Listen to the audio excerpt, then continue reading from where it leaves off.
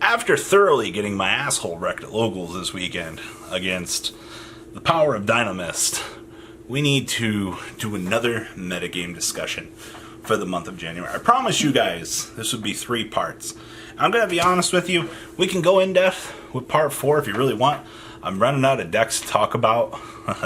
I mean, we can dig up some crazier stuff if you want, but I'll leave that in the comments section for you guys. So if you want me to talk about some crazy decks for the month and your perceptions on them, I welcome them. But let's dig on into this discussion of, oh boy, here we go again.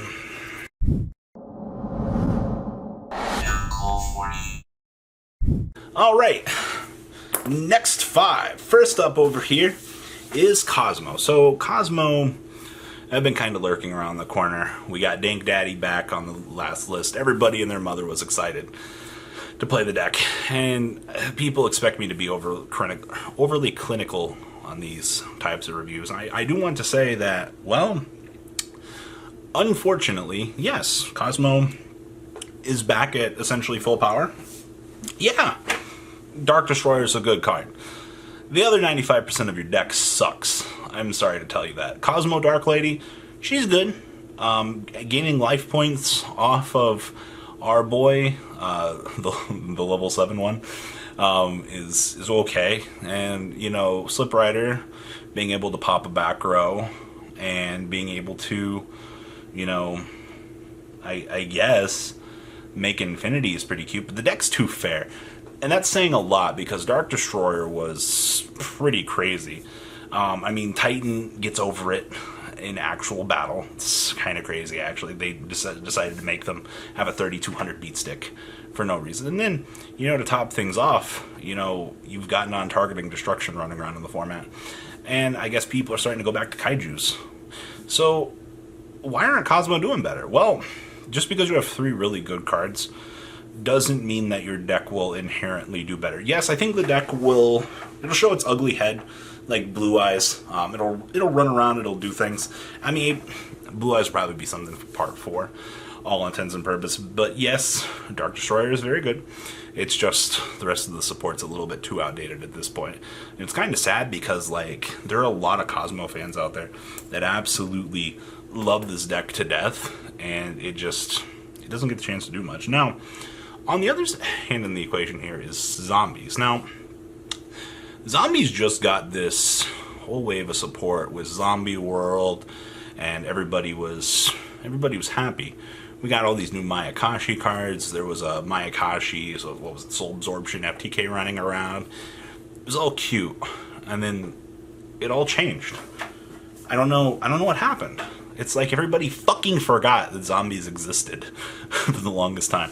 Zombie World's not doing much at the moment. I hate to be that guy and just say, like, the best thing that the zombie deck had going for it was Grass, but take it for what it was. Grass was a good card. You have to remember there's you slam the button and you win, which is the unfortunate downside of things. And then you have the decks where you have to work for it. And that's kind of what Zombies become at this point. And there's no point in playing a deck that I have to work to win when I can just play something like Thunder Dragons and Open Brilliant Fusion. You know, like, but Zombies still have a lot of good combo ability.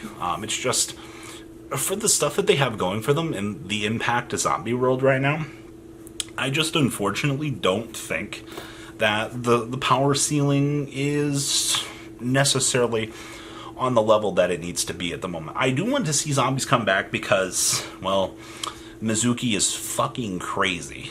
I guess give them a zombie assault day, they might be able to do something. But at the end of the day, zombie combo ability, the deck is very, very cheap. I think it's cheaper than a lot of the other decks running around at the moment. But in the grand scheme of things, you're still an essential combo deck.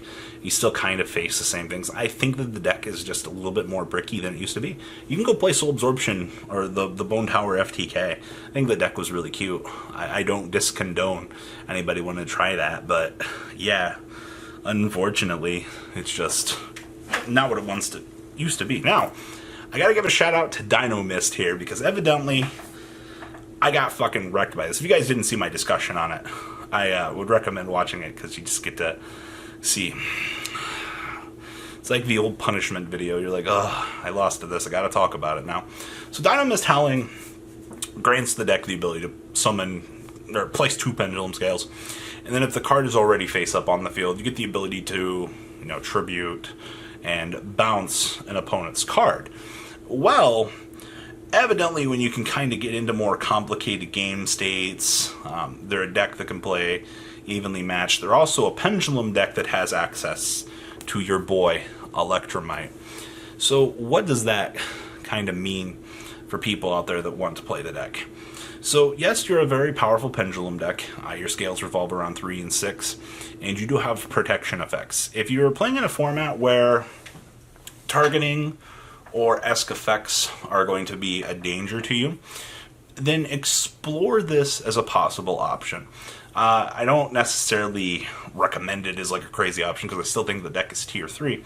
But there's always that blue moon where you'll see something come out of left field and you'll be like, oh, well, fucking shit, this is kind of crazy. And I think that, literally, I dogged on Cosmo a little bit ago for having, one good card. And yeah, Dino Mist do have that one good card. It's literally Howling. And that one good card can carry you. It can get you to places. And that's fucking fantastic. But having one good card carrying you on its back definitely says a lot to be desired, I guess. But yeah, it might be more of a meme. But yeah, cheers, Dino Mist. You fucking got me. Now, next up on this list is actually Night FDK. I kind of put this on the back burner for a little while. So, how do you deal with Night FDK, you ask? Well, you either open up one very well-timed Ashy Boy, or a good Ghost Ogre, I guess, depending on things. But there's, looking at the deck, like, when the deck goes, the deck goes.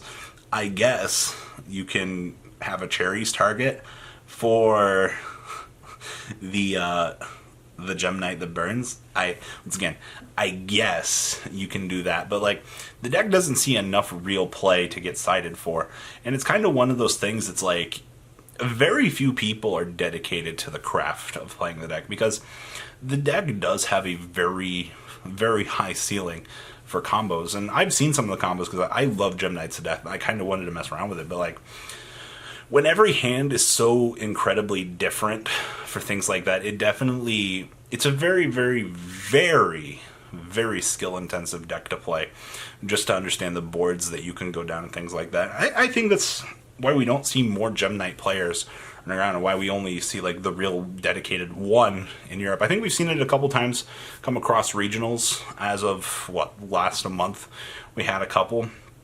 But that doesn't mean that the deck's not good, because the deck is incredibly good.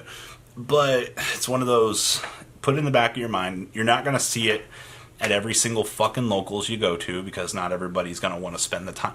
Why dedicate my time to learn how to play Night FDK when the deck can potentially get hit, when I can just literally pick up Sky Striker, learn the integral Sky Striker combos, and achieve the same result by probably spending a little bit more money? So, just my 2 cents there. Now the last one I have to talk about is our boy ABC. And Assault Core went back to maximum power. That's right. Like, you guys do know that, right? Like, he's back. He's doing great. What's not so great is the current state of the metagame, in which didn't make jack of a difference. It's actually kind of funny. Like, I absolutely love ABC, and so do 95% of the rest of the metagame. But we kind of reached an interesting time in the game where they're kind of not doing that good anymore. Yes, Assault Core does make things great again. Firewall Dragon's great. Yeah, ABC, they're going great in terms of the overall metagame. But Dragon Buster just doesn't do a lot. Yes, you still have your generic OTKs that they've had for, oh god, I don't actually know for how long. The decode, the double Dragon Buster. Like, yeah, there's really cute things that the deck can do, but how consistently good is the deck in the form? It's not. It's in a lower category than Night FDK, just strictly because like the combos that the deck can do just aren't what they used to be, and I want ABC to be better than they actually are. But it's just going to be on the back burner. Like, you might be able to do okay at a local or something with the deck, but, like, Rongo Bongo's running around. Like, your overall matchups with the deck, they're not good. You don't have very good recovery plays. Yeah, Dragon Buster splitting apart and doing plays is great, sure, but when 95% of the rest of the metagame is just better decks than what ABC can A, generate, and B, do, like, it's kind of the same. The deck is a good combo deck. I'll leave it at that.